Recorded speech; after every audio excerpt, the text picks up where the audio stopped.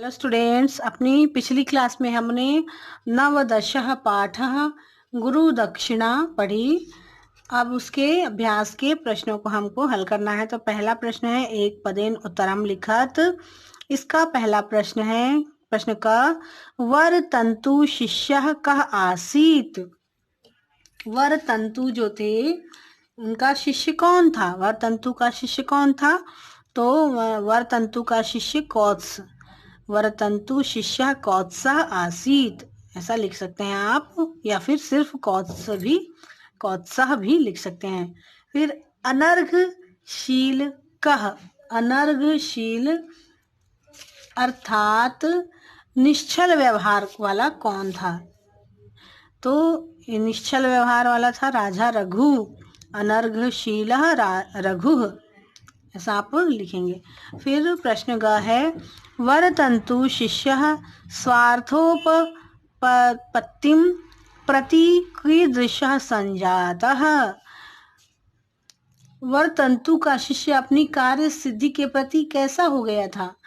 वरतंतु का जो शिष्य था अपने कार्य के प्रति दुर्बल हो गया था। दुर्बलाशः वरतंतु शिष्य स्वार्थोपपत्तिं प्रति दुर्बलाशः संजातः। प्रश्न घ है गुरुणा किम अचिंतयित्वा उक्तः। जो गुरु ने क्या विचार न करके कहा? तो अर्थकार्ष्यम, उन्होंने दरिद्रता को विचार न करके उन्होंने कहा। रघु कस्मात् धनम प्राप्तुम इष्टवान। रघु किससे धन प्राप्त करना चाहता था? जो राजा रघु था वे कुबेर से धन प्राप्त करना चाहते थे रघु, क्योंकि कुबेर जो है वो धन के देवता हैं।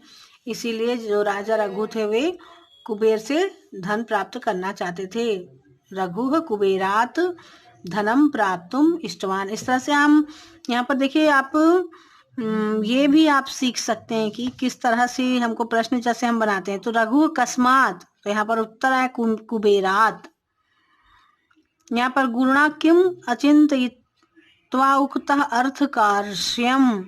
तो जिस तरह से प्रश्न होता है वैसे ही आपको उत्तर वैसे ही लिखते हैं हम। तो आप जब हम ये पैटर्न जो है आप जब प्रश्न निर्माण करते हैं उस समय भी ध्यान में रख सकते हैं। तो आप प्रश्न निर्माण जब करेंगे तो।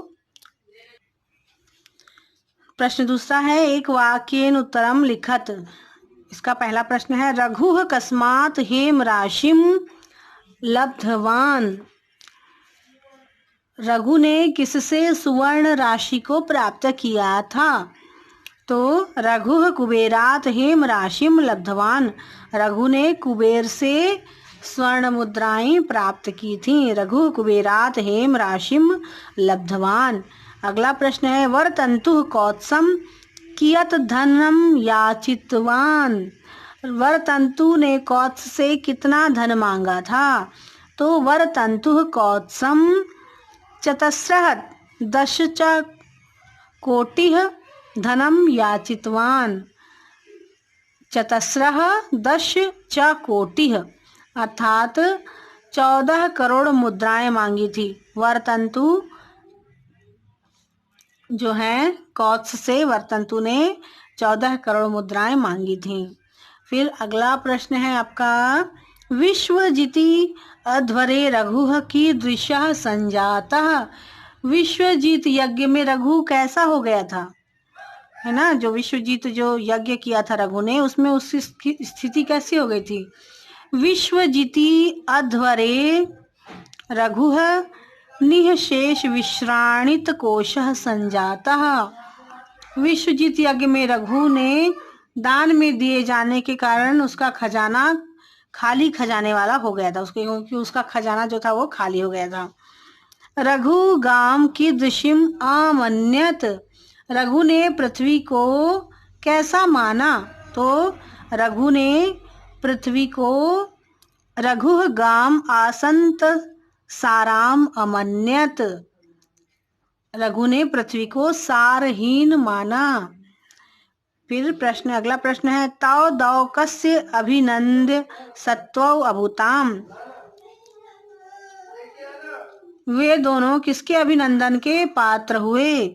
तौ दौ साकेत निवासिनः जनस्य अभिनंद सत्वौ अभूताम। वो दोनों अयोध्या निवासी लोगों के अभिनंदन के पात्र हो गए। आज के लिए इतना ही। अपनी अगली क्लास में हम प्रश्न तीसरा हल करेंगे।